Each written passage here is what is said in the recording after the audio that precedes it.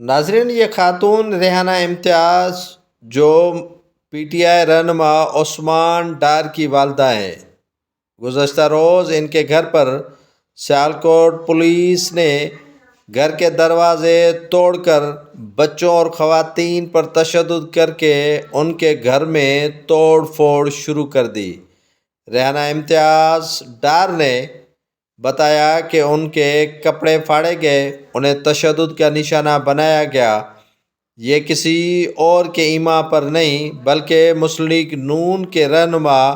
خواجہ آصف کے ایما پر ان کے گھر میں پولیس آئے روز دعویٰ بول دیتی ہے،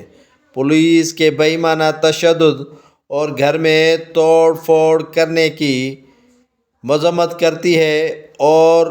سپریم کورٹ آف پاکستان کے چیف جسٹس سے ایک اپیل کرتی ہے کہ آخر مسلم لیگ نون کو شکست کا ڈر ہے یا کوئی اور وجہ ہے کہ آئے روز پولیس کے ذریعے ان پر تشدد بھی کروایا جاتا ہے اور گھر سے